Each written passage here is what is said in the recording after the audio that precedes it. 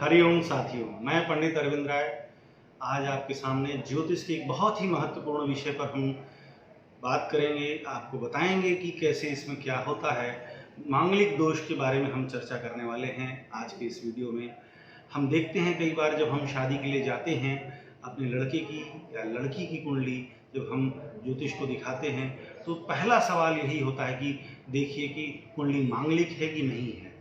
और जैसे ही हमें पता चलता है कि हमारे बेटे की या बेटी की कुंडली मांगलिक है, हम डर जाते हैं। हम सोचते हैं कि अब हमें मांगलिक लड़का ही ढूंढना पड़ेगा या मांगलिक लड़की ही ढूंढनी पड़ेगी, नहीं तो बहुत बड़ी दिक्कत आ जाएगी और बहुत बड़ी समस्या होने वाली है। ज्योतिष को इस तरीके से समझना पूरी तरीके से गलत है। ज्योतिष डराने का विषय नहीं है, ज्योतिष समझने का विषय है और उसको आत्मसात करके अनुकरण करने का विषय है। मांगलिक जो दोष होता है ये दोष नहीं है, पहली बात तो ये योग है। मांगलिक योग कुंडली में बोला जाता है। मांगलिक योग जो होता है, कुंडली में जो 12 भाव होते हैं उन 12 भावों में से 5 भाव लग्न भाव, चतुर्थ भाव, सप्तम भाव, अष्टम भाव और 12वां भाव, इन 12 भावों में जब जन्म कुंडली में मंगल हो तो यह कुंडली मांगलिक कही जाती है। कई बार ऐसा देखा गया है कि लोग चंद्र मांगलिक भी बोलते हैं। चंद्रमा को लग्न में मानकर उसके आधार पर जो गणना बनती है उसमें भी मांगलिक देखा जाता है। कई बार लोग सूर्य मांगलिक भी देखते हैं। मित्रों, अगर इस तरीके से देखा जाएगा तो आपको 100 में से 80 कुंडली मांगलिक मिलेगी। ऐसा कोई ये दुर्लभ योग नहीं है जो जिसके लिए आपको परेशान होने की आवश्यकता हो।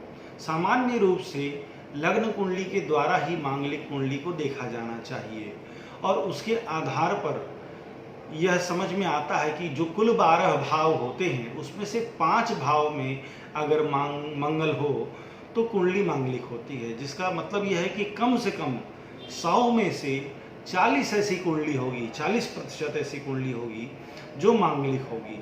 इसका मतलब यह है कि ऐसा कुछ भी इसमें कठिनाई नहीं है कि आपको मांगलिक लड़का ढूंढना है या मांगलिक लड़की ढूंढनी है, तो इसके लिए आपको बहुत ज़्यादा चिंता करने की बात है।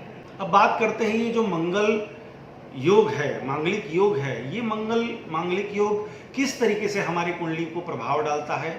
शादी में इसको किस तरीके से हमको देखना चाहिए और इस पर विचार करना चाहिए। मित्रों, ऐसा है कि जो मंगल ग्रह है, यह मंगल ग्रह का जो व्यक्तित्व है, जो इसका गुण है, वह पराक्रम वाला है। इस योग में मंगल का जो पराक्रम है, यह पराक्रम की वजह से, उत्साह की वजह से मंगल सेनापति का कारक होता है, नायक का कारक होता है, प्रतिनिधित्व करता है।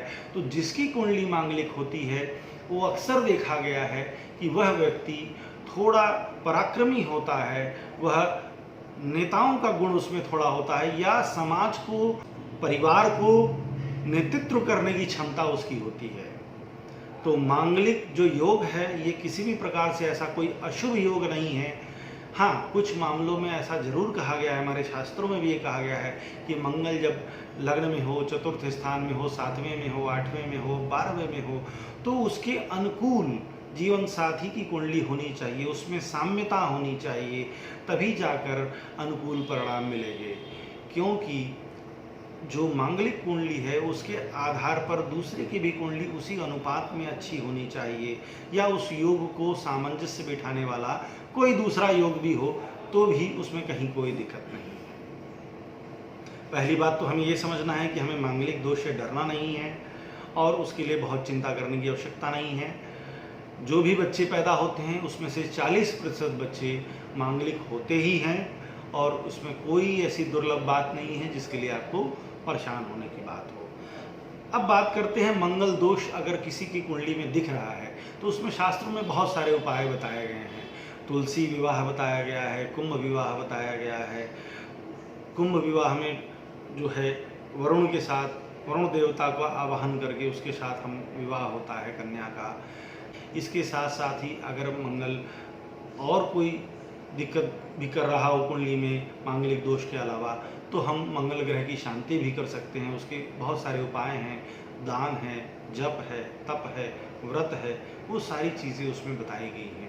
लेकिन जब तक ज्योतिषी को आप कुंडली न दिखाएं और वह सही स्थिति का आकलन करके आपको न बताए कि मांगलिक दोष या मंगल ग्रह की जो इसमें मुश्किलें दिखाई दे रही हैं कुंडली में, वह किस प्रकार से है, उसमें किस प्रकार के उपाय की ज़रूरत है, तब तक उसको आपको खुद से नहीं करना है, क्योंकि हमें पता ही नहीं होता कि यह दोष भी है या नहीं है, या इससे कोई दिक्कत होने वाला है कि नहीं है। तो मित्रों, इस बार हमने आपको ये बताया कि मांगलिक दोष के बारे में हमें चिंता नहीं करना है, उसमें कोई चिंता की बात नहीं है।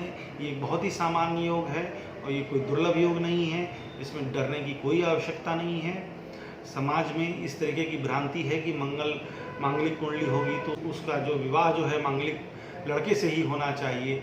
बहुत बार ऐसे योग बनते हैं कुंडली में, मंगल के अलावा भी शनि और राहु की स्थिति या सूर्य की स्थिति ऐसी होती है जिसमें मांगलिक कुंडली न होते हुए भी वो कुंडली मांगलिक जैसा ही आचरण रखती है या उसकी प्रकृति होती है।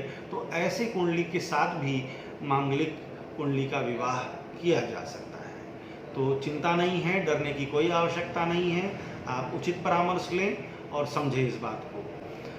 हमारे द्वारा बनाया गया ये वीडियो अगर आपको अच्छा लगता है तो हमारे इस चैनल को सब्सक्राइब कीजिए, लोगों को शेयर कीजिए, बताइए और दिखाइए, समझाइए कि ज्योतिष क्या है। इसी के साथ हम लोग अगली बार आपसे अलग विषय में ज्योतिष की बात करेंगे, चर्चा करेंगे। नमस्कार।